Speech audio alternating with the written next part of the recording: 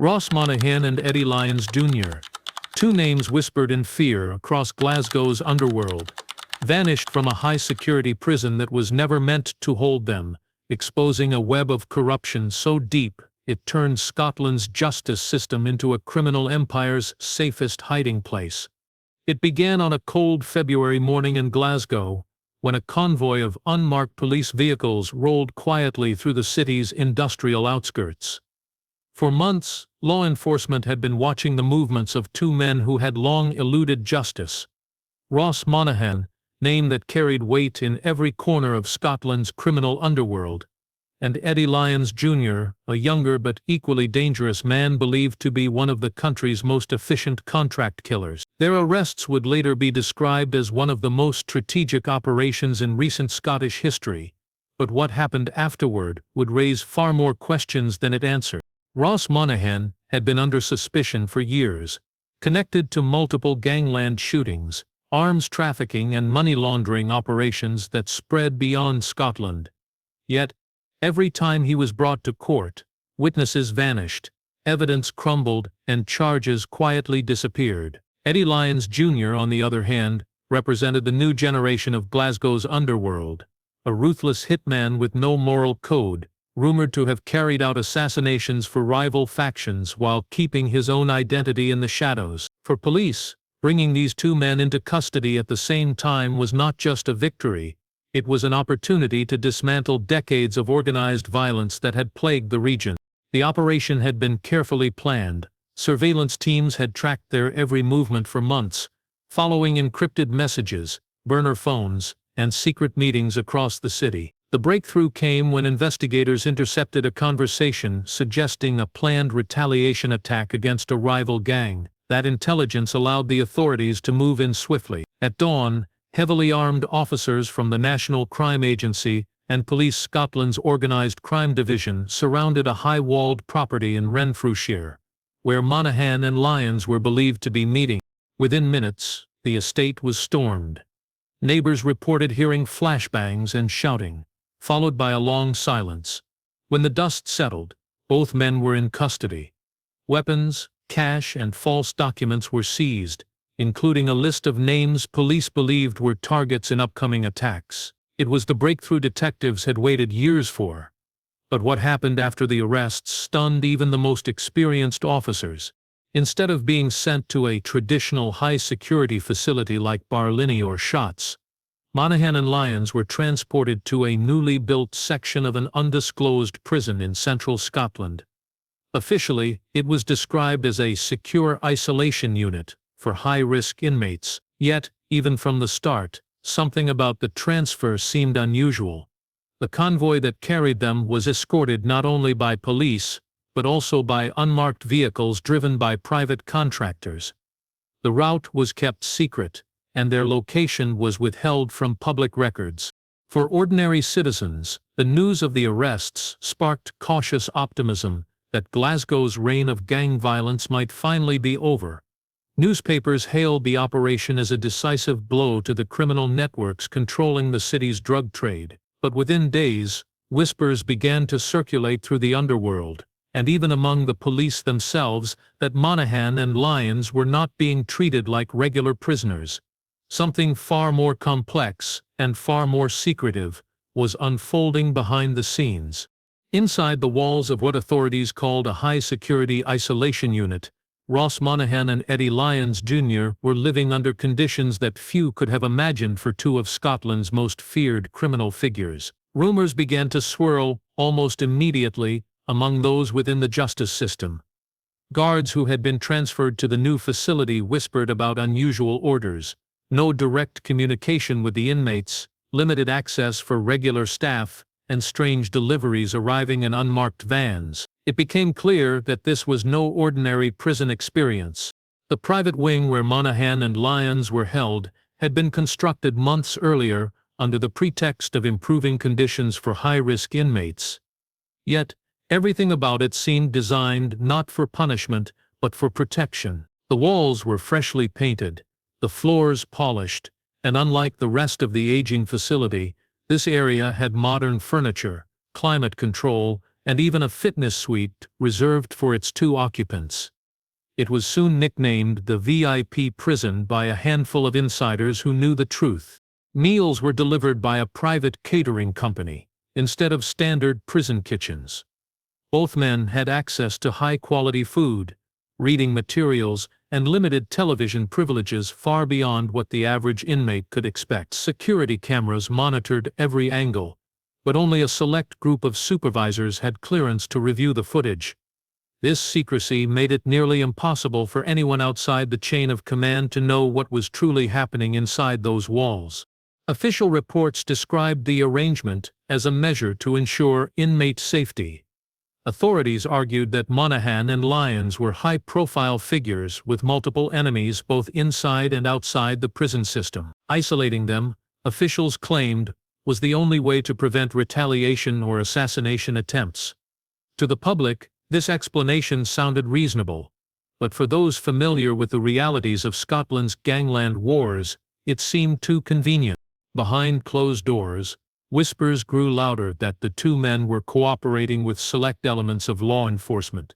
Some officers believed Monaghan and Lyons had offered inside information about rival groups, drug routes, and corruption networks in exchange for comfortable treatment. If true, it meant that 2 of Glasgow's most dangerous men had struck a secret deal that allowed them to maintain power while pretending to be neutralized. Inside the prison, the special treatment created resentment among staff. Guards assigned to the VIP wing reported being kept in the dark, forced to follow instructions without question. They were told not to speak to the inmates unless absolutely necessary, not to ask questions, and never to discuss their shifts outside the facility. The higher-ups justified everything under the label of national security. Still, something about the setup felt wrong to those on the inside.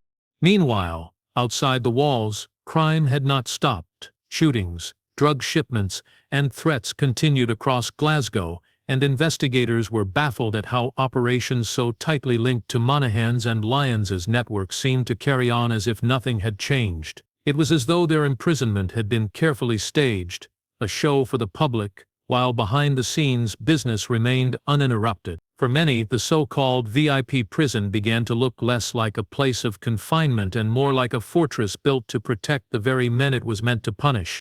As weeks turned into months, the mystery surrounding the secretive detention of Ross Monaghan and Eddie Lyons Jr. deepened. What began as a supposed security measure started to resemble something far more intricate, a network of power that extended beyond the walls of the prison and into the very heart of Scotland's justice system. The arrangement seemed too polished, too protected, and too carefully managed to be merely about inmate safety. Investigators who had once celebrated the arrests now found themselves quietly questioning what had really been achieved. Evidence began to surface suggesting that the VIP prison was more than a holding area. It was part of a covert operation involving senior law enforcement, private contractors, and political figures. Confidential documents hinted at agreements between prison authorities and private companies that had ties to offshore accounts.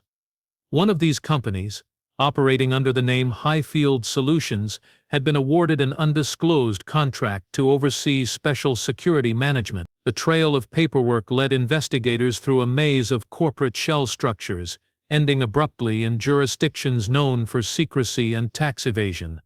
Someone powerful wanted to keep the full truth hidden. Within the prison, Monaghan and Lyons seemed to live under a different set of rules entirely.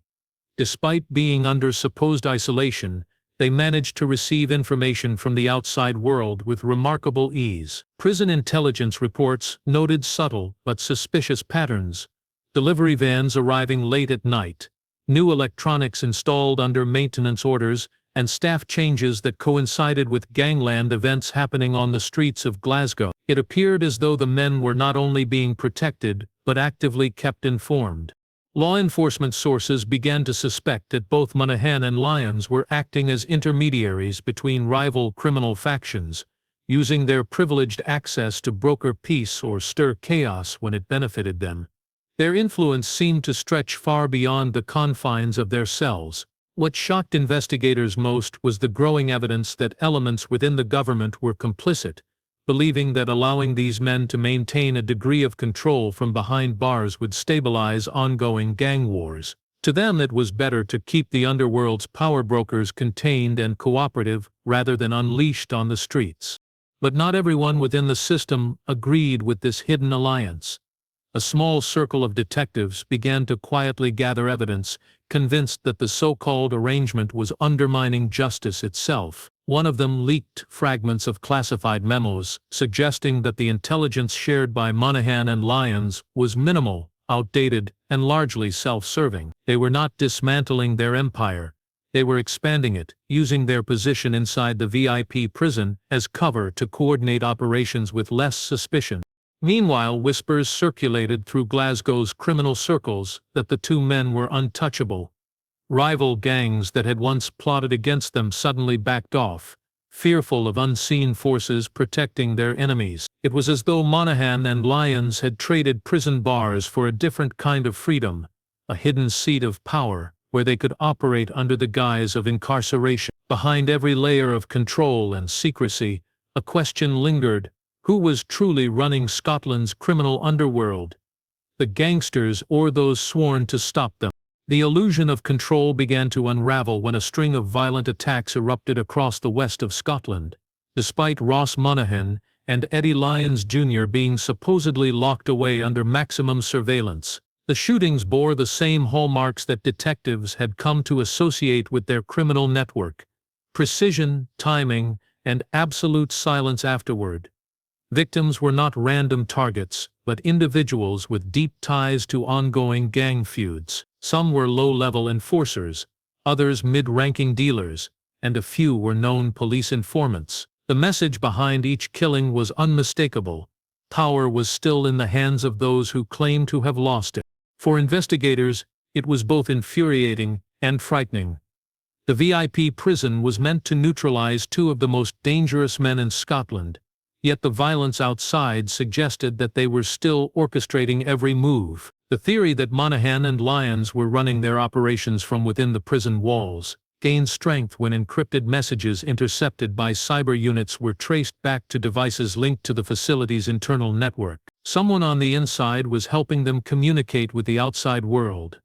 It was no longer a matter of speculation. The technology used was sophisticated, far beyond what ordinary inmates could access. Authorities discovered hidden SIM cards embedded within radio devices used by maintenance crews, and coded notes slipped through food delivery containers. Each time one line of communication was cut, another emerged. The network had been built with precision, almost as if the prison itself was part of the plan from the beginning. Those investigating began to wonder if Monaghan and Lyons had known exactly what they were walking into when they were arrested, that the prison wasn't a trap but a fortress designed for them. Inside the facility, their behavior remained calm and disciplined. Neither man made any attempt to challenge guards, demand privileges, or cause trouble. They appeared content, even confident, as though they knew something others did not. Surveillance footage showed them reading newspapers and working out daily, never showing concern over the growing chaos outside. It was this eerie composure that unsettled investigators the most. They were supposed to be powerless, yet everything about their demeanor suggested control. Meanwhile, the attacks escalated. Cars were set ablaze, businesses linked to rival gangs were bombed, and a police convoy was ambushed in what authorities later described as a military-style operation. Each event carried the same signature, carefully executed with no traceable evidence. Intelligence analysts began to piece together the timeline and discovered an uncanny pattern. Every attack coincided with special visits or deliveries to the VIP wing. What was meant to be an isolated facility had become the nerve center of ongoing violence. When the press got wind of the situation, officials scrambled to suppress the story. Publicly, police insisted that the recent violence was the work of splinter groups, denying any connection to the imprisoned men. Privately, however, panic spread within the ranks. If Monaghan and Lyons could maintain this level of control while confined, it meant that Scotland's justice system had been compromised beyond repair. The idea that criminals could operate freely under government protection was no longer just a theory, it was reality. And as the body count rose, the truth was becoming impossible to hide. The first sign that the truth was beginning to slip through the cracks came from within the prison itself. A correctional officer, whose name was never made public, began quietly documenting the irregularities he witnessed inside the so-called VIP wing. He had joined the staff only months before, unaware that his new post would expose him to one of the most secretive and controversial operations in Scotland's penal history. At first, he noticed small inconsistencies, deliveries arriving without signatures, maintenance teams that seemed to answer to no one, and orders that came directly from higher authorities rather than through the usual chain of command. But as time went on, what he discovered would shake the foundations of the justice system. The officer's reports described a lifestyle that resembled a private retreat rather than a maximum security cell block. Monaghan and Lyons had personal quarters with soft furnishings, expensive toiletries, and an entertainment system that should never have been allowed inside any correctional facility.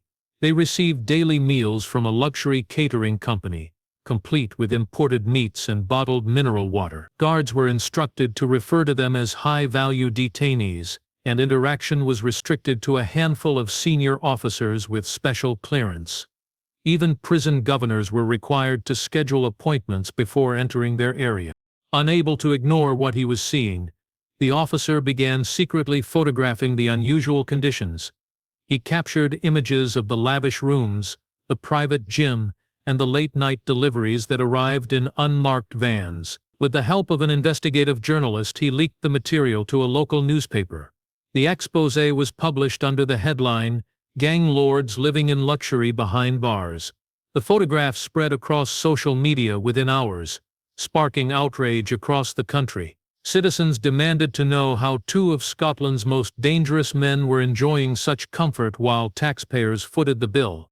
Under mounting pressure, the government announced a full investigation into the VIP prison scandal. Lawmakers promised transparency, and reporters camped outside the facility demanding answers. But before any inquiry could begin, tragedy struck. The whistleblower, the officer who had leaked the story, vanished. He failed to show up for work one morning, and calls to his phone went unanswered. 2 days later, his car was found abandoned near Loch Lomond. Inside were his personal belongings and ID, but there was no sign of him. Authorities publicly labeled it a case of voluntary disappearance, suggesting that the man might have fled due to fear of retaliation. Yet colleagues and journalists who knew him were convinced otherwise. They believed he had been silenced. Within the prison, panic spread among staff. Those who had previously complained about strange procedures suddenly stopped speaking. Internal memos were issued warning employees not to discuss the VIP unit with outsiders, citing national security. The inquiry that had been promised quietly lost momentum. Key witnesses withdrew. Documents went missing, and the media attention was redirected to other scandals. But beneath the silence, suspicion continued to grow. People began to question whether the whistleblower's disappearance was an accident, or the latest casualty in a chain of events orchestrated to keep Monaghan and Lyons untouchable. The leak had momentarily exposed their secret world, but it had also proven something far more chilling. Anyone who tried to challenge that world risked disappearing without a trace. In the aftermath of the whistleblower's disappearance, the illusion of order inside Scotland's justice system began to fracture. Behind closed doors, an internal investigation attempted to piece together how two of the country's most dangerous criminals had come to live like royalty in a supposedly high-security environment. What investigators uncovered revealed a web of corruption so deep that it blurred the line between the authorities and the very criminals they claimed to be fighting. Every thread pulled exposed another connection: politicians, private contractors, and law enforcement officials, all tied directly or indirectly to the secretive network protecting Ross Monaghan and Eddie Lyons Jr. Financial records became the key to unlocking the mystery.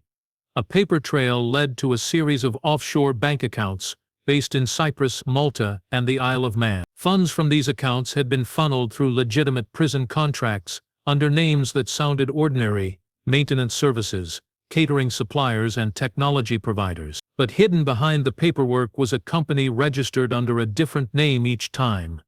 Highfield Solutions, Northmark Consulting, and later Horizon Security Systems.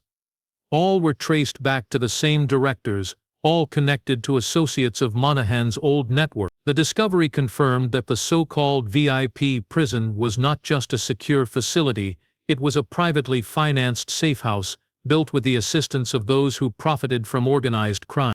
Investigators were stunned to learn that parts of the facility's funding came from donations made through shell charities that claimed to support prisoner rehabilitation. The irony was inescapable. The money used to build a rehabilitation wing had been sourced from the very criminal empire it was meant to dismantle. When questioned, senior officials deflected, insisting the funds had passed all necessary audits. Yet, the signatures on several authorization forms belonged to people who no longer worked for the government or had died years earlier. Someone had rewritten history to protect their creation. The revelations ignited fierce debate within the justice system. A handful of honest officers tried to expose the truth, but they were quickly silenced through demotions, forced retirements, or sudden transfers. Files disappeared overnight. Surveillance footage of key meetings between prison administrators and outside contractors was accidentally erased. It became increasingly clear that the corruption was not confined to one facility, it was systemic, stretching into the highest levels of authority. Meanwhile, Monaghan and Lyons continued to live comfortably, untouched by the chaos swirling outside their prison wing.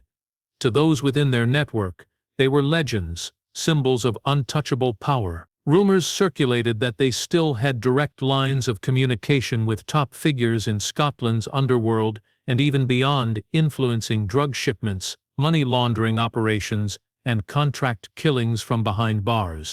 By late 2024, the phrase VIP prison had taken on a darker meaning. It wasn't simply a place of privilege, it was a monument to corruption. A reminder that justice could be bought, controlled, and silenced. The investigation into the facility eventually lost momentum under political pressure, replaced by vague promises of structural reform. But to those who had seen what really went on, one truth was undeniable: the system itself had become a tool of the criminals it was built to contain. The scandal reached its peak in the summer of 2024, when news broke that Ross Monaghan and Eddie Lyons Jr. had vanished without a trace.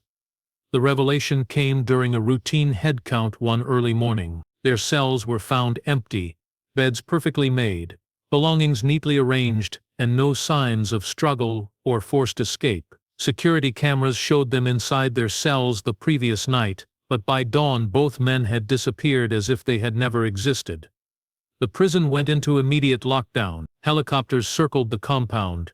Roadblocks were set up for miles, and armed response units were deployed across the region. Yet despite the massive operation, no evidence of their departure was found. It was as though the walls had simply opened and swallowed them whole. When investigators reviewed the surveillance footage, they discovered a chilling anomaly. Between 2:00 and 3:00 a.m., every camera in the VIP wing went offline for exactly 47 minutes. The official explanation cited a technical fault, but engineers later confirmed that the system had been manually disabled from an internal control room, accessible only to senior staff. Whoever orchestrated the escape had full knowledge of the prison's layout, timing, and procedure. It was an inside job, carried out with military precision. As the investigation widened, new information surfaced, pointing to a private security firm contracted to manage external transport and logistics for the facility. Records showed that, on the night of the escape, an unmarked van with falsified credentials entered the compound under authorization from the same offshore company previously linked to Monaghan's associates. That van, according to satellite tracking data, left the prison grounds at 3, heading north before disappearing from all systems near the Scottish Highlands. The discovery sent shockwaves through government offices. Questions were raised in Parliament about how two high-profile inmates under constant surveillance could vanish so completely. Officials scrambled to produce statements, each more evasive than the last. The public, already disillusioned by months of corruption scandals, demanded answers. But before any official report could be released, an anonymous tip reached investigators in France. A helicopter matching the description of one registered to the Cyprus Front Company had landed in a remote airfield outside Marseille less than 12 hours after the disappearance. Witnesses reported seeing two men offload from the aircraft before it lifted off again toward the Mediterranean coast. The men matched the descriptions of Monaghan and Lyons.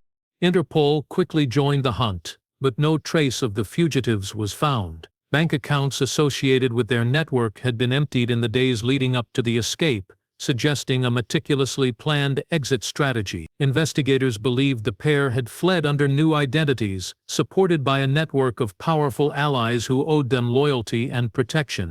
Inside Scotland, the fallout was catastrophic. Senior officials resigned, several guards were arrested, and the prison's governor was found dead in his home, an apparent suicide. Yet many suspected he had been silenced to protect others. What had started as a symbol of security had turned into a monument of betrayal. The escape of Monaghan and Lyons exposed the full rot within the system, proof that Scotland's most feared criminals had not been captured at all, merely sheltered until the time came for them to walk free. Months passed after the shocking disappearance of Ross Monaghan and Eddie Lyons Jr., yet Scotland remained haunted by their shadows. Despite international alerts and ongoing investigations, neither man was ever found. Interpol, Europol, and local authorities worked together, tracing dozens of false leads stretching across Europe. Each clue led nowhere. The fugitives had vanished into a network of forged identities, offshore accounts, and safe houses spread across multiple countries. Their escape had not been a desperate act. It had been the final stage of a carefully orchestrated plan that exposed the deep corruption running through the system, meant to contain them. As investigators followed the money trail, they discovered that in the weeks before the escape, millions of pounds had been quietly transferred from shell companies connected to the prison contracts into accounts in Luxembourg and Monaco. From there, the funds were split into smaller deposits under anonymous trusts.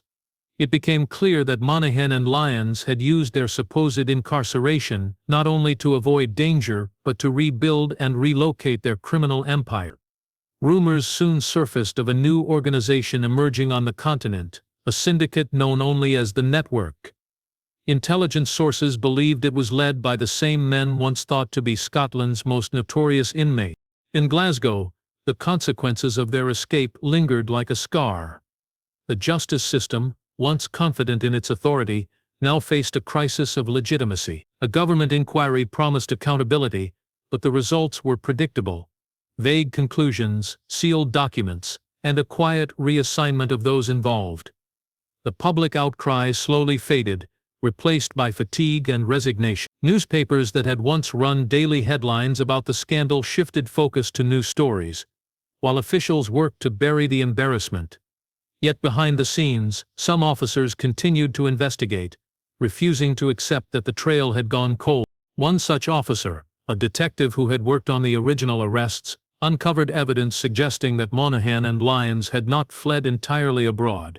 There were reports of private estates in the Scottish Highlands being purchased through intermediaries, properties isolated enough to hide anyone who wanted to disappear. Drones captured images of unfamiliar vehicles arriving late at night, and shipments of supplies being delivered under heavy security. But before a raid could be organized, the operation was mysteriously cancelled. The order came from higher authorities, the same excuse that had been used throughout the VIP prison scandal. The detective was soon transferred out of the unit and told to drop the matter.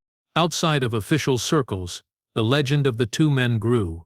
In pubs, alleyways, and the corners of Glasgow's Underworld, whispers spread that Monaghan and Lyons had become untouchable ghosts, living symbols of how power and corruption could twist justice into protection. Some claimed they were living in luxury somewhere along the French Riviera, guarded by mercenaries and connected to European drug cartels. Others believed they had faked their escape entirely and were still in Scotland, hidden by the same network that built the VIP prison in the first place. Years later, when the government quietly shut down the facility, the cells once occupied by the two men were left untouched. Beds neatly made, walls spotless, as if waiting for their return. No one dared to officially reopen the case. It became one of Scotland's great unsolved mysteries, a reminder of how easily truth could be buried under layers of power and deceit. For the public, the story faded into rumor, but for those who had seen the evidence firsthand, there was no doubt Ross Monaghan and Eddie Lyons Jr. hadn't escaped justice. They had mastered it.